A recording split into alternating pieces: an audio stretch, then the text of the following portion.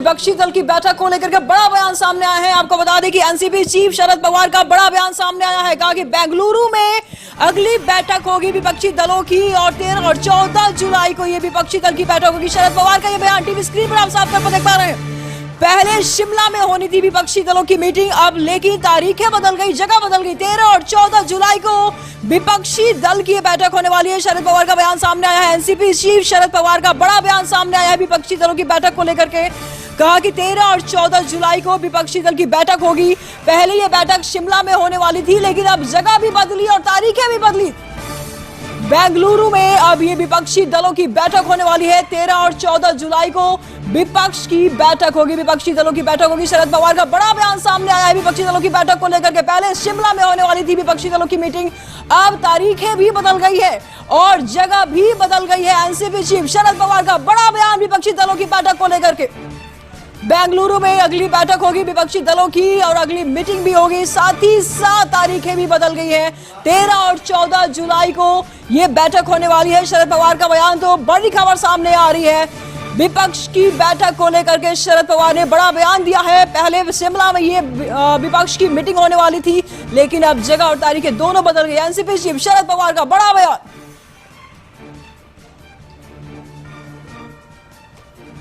बेंगलुरु में अगली बैठक होगी 13-14 जुलाई को ये बैठक होने वाली है। शरद पवार ने बयान दिया है। तमाम जानकारी के लिए संवाददाता अशोक मिश्र जी इस वक्त हमारे साथ बने हुए।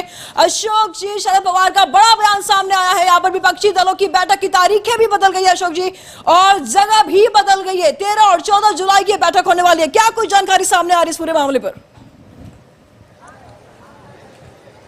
बिल्कुल, देखिए निशु, समूचे देश की राजनीति के लिए सबसे बड़ी खबर है कि बिहार में जो 23 जून को बैठक हुई थी विपक्षी दल के नेताओं की, तो उसमें नीतीश कुमार और मल्लिकार्जुन खड़गे ने ये जानकारी दी थी कि 10 जुलाई से 12 जुलाई के बीच में हिमाचल प्रदेश में यानी कि शिमला में यह बैठक होगी विपक्षी दल के नेताओं की, जो दूसरी बैठक होगी। लेकिन अभी जो एनसीपी चीफ यानी कि राष्ट्रवादी कांग्रेस पार्टी के राष्ट्रीय अध्यक्ष शरद पवार ने जो बयान दिया है, उससे ये साफ जाहिर है कि अब विपक्षी दलों की जो बैठक 10 से 12 जुलाई के बीच में शिमला में होने वाली थी, उसका स्थान अब बदल गया और वह दक्षिण भारत यानी कि कर्नाटक के बेंगलुरु में होगा। तो ये बड़ी खबर है और उसकी तारीख भी बदल गई है, यानी कि 13 और 14 जुलाई को ये बैठक हो सकती है। तो सबसे बड़ी खबर हम अपने दर्शकों को बता रहे हैं। दूसरी बात है कि यह स्थान इसलिए भी बदला गया होगा कि पहली बैठक हिंदी पट्टी इलाके में हुई, यानी कि बिहार में हुई, तो हिंदी भाषी क्षेत्रों के बीच में हुई।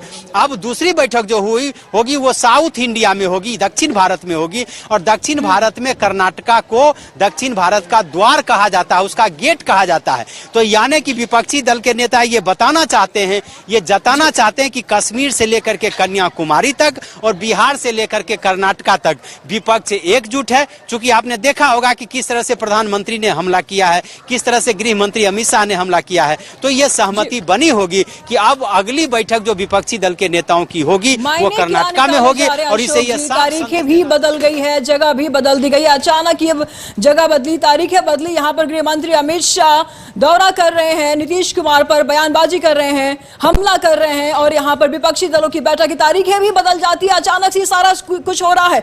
मायने क्या निकाली जा रही है अशोक जी इस बदलाव को लेकर के?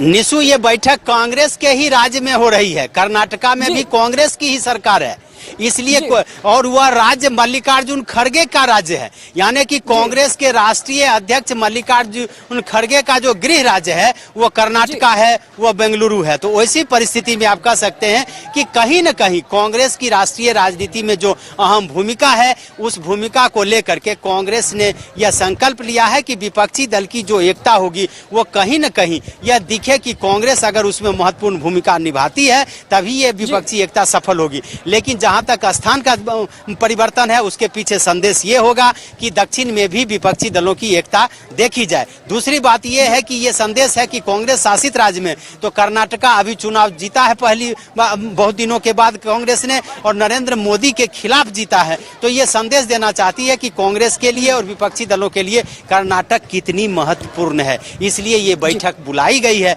और अब कांग्रेस ने इसकी घोषणा नहीं की। शिमला की घोषणा कांग्रेस के राष्ट्रीय अध्यक्ष मल्लिकार्जुन खड़गे ने की थी, इसकी घोषणा एनसीपी चीफ कर रहे हैं। इसका साफ मायने है कि कहीं न कहीं कांग्रेस की जो हैसियत है वो अपना हैसियत कर्नाटक में दिखाना चाहती है। वो विपक्ष में कितनी ताकतवर है वो दिखाना चाहती है कि हिमाचल न सही तो कर्नाटक ही सही, लेकिन बैठक जो भी होगी तो वो कांग्रेस शासित प्रदेश में होगी।